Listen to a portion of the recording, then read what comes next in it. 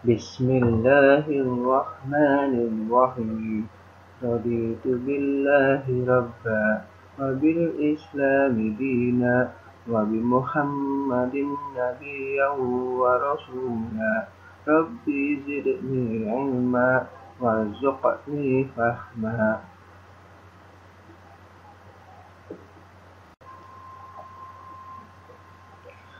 Allahumma anfa'ni bima 'allamtani wa'allimni ma yanfa'uni wazidni ilma.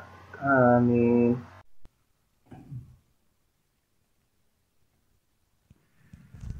Bismillah, Assalamualaikum warahmatullahi wabarakatuh. Teman-teman, kita lanjut pembelajaran kita di tematik tema 7 kepemimpinan. Pembelajaran 2 ya sekarang ya. Hari ini kita akan apa? Yang pertama, kita akan mengidentifikasi interval nada. Yang kedua, menjelaskan isi teks pidato. Yang ketiga, menjelaskan perilaku dan sikap pada masa pubertas. Terus menjelaskan penerapan sila pertama dalam kehidupan sehari-hari dan menjelaskan peran Indonesia dalam kerjasama di bidang ASEAN. Ya, lanjut, silakan sambil dibuka bukunya halaman 8. Makna kepemimpinan dapat dipelajari melalui lagu. Beberapa lagu memiliki lirik yang dapat mengembangkan jiwa kepemimpinan, ya. Jiwa kepemimpinan ini perlu dikembangkan oleh setiap penerus bangsa.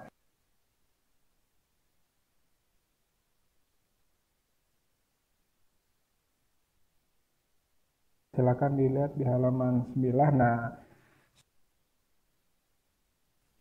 apakah kamu masih ingat mengenai interval nada? Ayo, satu interval nada ini. Jarak antar nada, ya, nada ya. Nada satu ke nada kedua, ya. Do, re, mi, fa, sol, la, si. Ya, kebetulan lagu Pemuda Pembangunan bernada dasar do sama dengan bes. Masih ingat ya? Nah, di lagu ini, untuk menjiwai lagu, kamu perlu memahami isi lirik lagu tersebut. Paham ya, itu tentang perjuangan para pemuda seperti kalian ya, calon-calon penerus generasi bangsa. Ya. Lanjut kita ke bahasa Indonesia, menjelaskan isi teks pidato. Di sini ada suatu paragraf ya yang menjelaskan tentang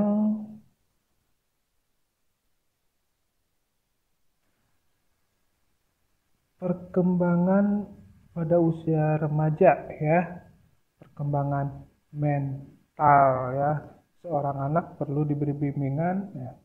Jiwa kepemimpinan sangat perlu dikembangkan sejak usia dini. Pada usia remaja, tidak hanya terjadi perkembangan fisik, tetapi perkembangan mental. Oleh karena itu, seorang anak perlu diberi bimbingan agar karakternya dapat terbentuk. Ya, seusia kalian ya. Baik ketika dewasa nanti. Nah, ini ada pidato tentang pendidikan karakter bagi anak. Silakan dibaca terlebih dahulu. Setelah itu boleh dilihat di halaman 11 kira-kira ya ada informasi penting apa. Yang pertama dipetakan ya seperti peta pikiran. Yang pertama ada pembicara pidato. Kira-kira siapa? Tema pidatonya tentang apa? Siapa pendengarnya?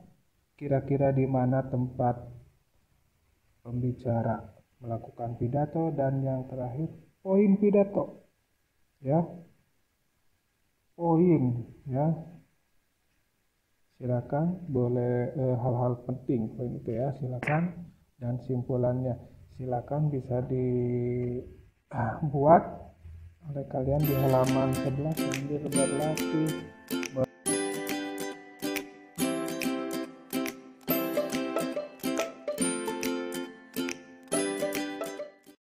Ini pelajaran IPA menjelaskan perilaku dan sikap pada masa pubertas. Ya, perilaku seseorang ketika remaja akan berpengaruh pada masa depannya. Selain perubahan fisik, juga pola pikir dan perilaku. Awas hati-hati ya, kalian mumpung anak-anak atau mumpung masih muda, pola pikirnya berlatih atau belajar ke arah yang positif, apalagi perilakunya harus beradab ya. Pada fase masa pubertas, remaja akan cenderung lebih aktif ya.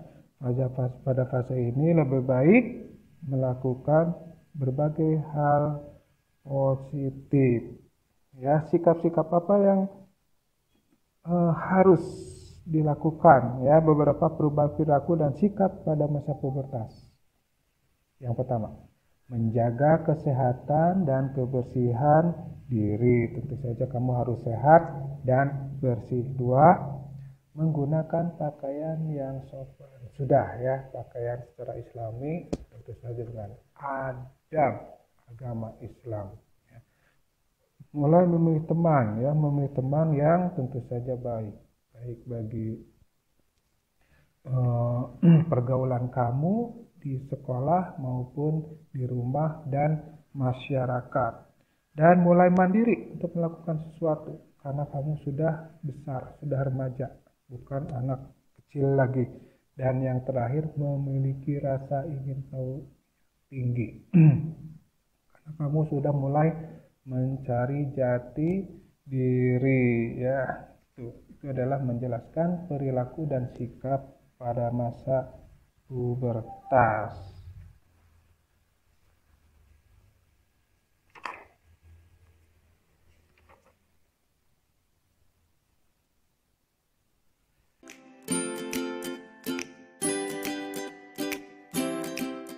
Nah, sekarang kita ke bagian PKN ya. Menjelaskan penerapan nilai-nilai sila pertama Pancasila dalam kehidupan sehari-hari. Siapa yang hafal sila pertama Pancasila? Ketuhanan yang Maha Esa. Ya. Sesuai dengan tema, salah satu pemimpin yang sering kita lihat adalah pemimpin agama. Beribadah merupakan salah satu bentuk penerapan sila pertama Pancasila ya. Ketuhanan yang Maha Esa tentu saja mohon pengertian bahwa bangsa Indonesia percaya kepada Tuhan ya, Allah Subhanahu wa Ta'ala ya. Nah, berikut nilai-nilai yang terkandung dalam sila pertama. Tentu saja kamu harus percaya dan yakin adanya Tuhan. Tidak boleh tidak, wajib percaya dan yakin adanya Allah Subhanahu wa Ta'ala. Yang kedua, takwa, menjalankan perintahnya dan menjauhi larangannya. Yang ketiga, saling menghormati dan menghargai ya, antar pemeluk agama. Keempat, membina kerukunan antar umat beragama dalam kehidupan sehari-hari. Harus bersosialisasi. Salah satu rukun itulah sering bersosialisasi dengan tetangga sekitar atau di tempat sekolah dengan teman sekitar, teman sebaya ya. Dan alhamdulillah kita semua sama satu agama ya di sekolah. Yang kelima, saling menghormati kebebasan menjalankan ibadah sesuai dengan agama dan kepercayaannya masing-masing. Yang keenam, tidak memaksakan suatu agama kepada penganut yang lain. Itu ya poinnya ya.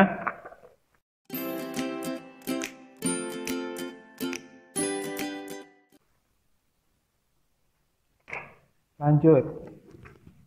Di sini di IPS ini menjelaskan peran Indonesia dalam bidang ekonomi.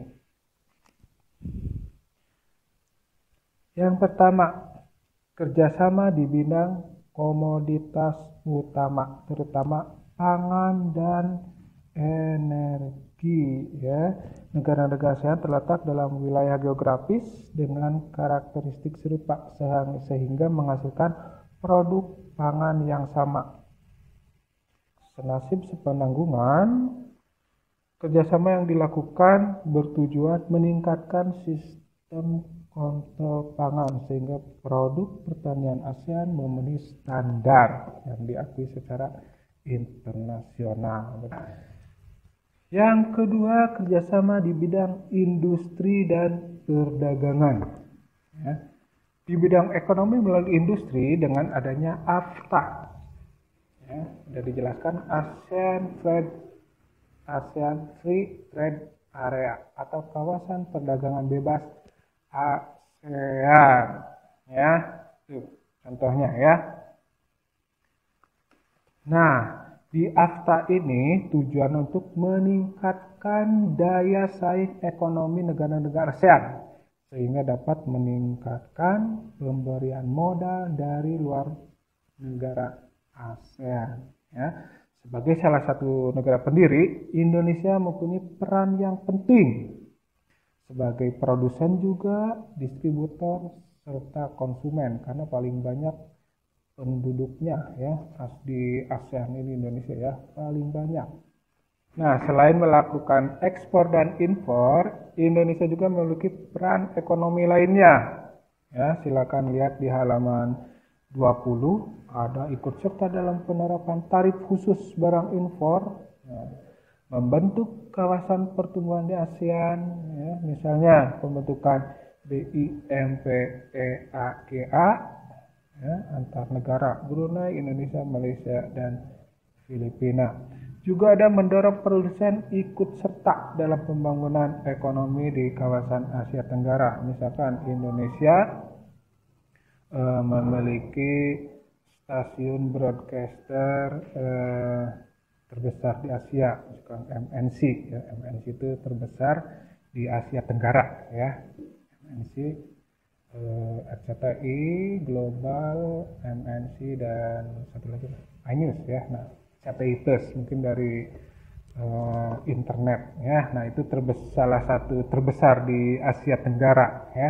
Lanjut, ada meningkatkan kualitas sumber daya manusia dalam menghadapi persaingan dunia, SDM, persaingan dunia di berbagai bidang. Misalkan guru, dokter, pengusaha, arsitek, dan lain-lain sampai kepada kesenian juga ya.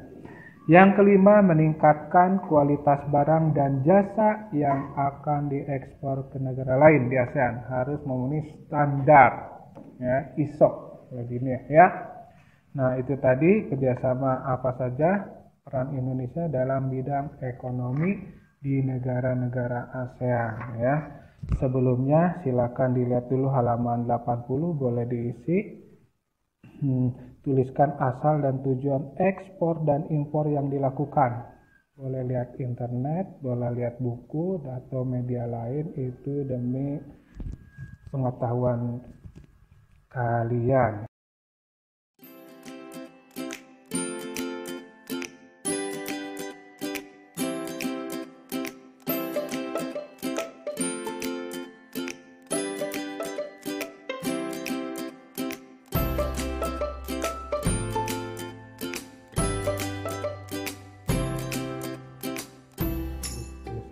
Pertemuan kali ini mudah-mudahan kalian bisa mengerti dan tidak lupa juga silakan kalau mau bertanya silakan di komentar bersama gurunya masing-masing dan jangan lupa 3M, memakai masker, menjaga jarak, dan mencuci tangan sebelum dan setelah kegiatan.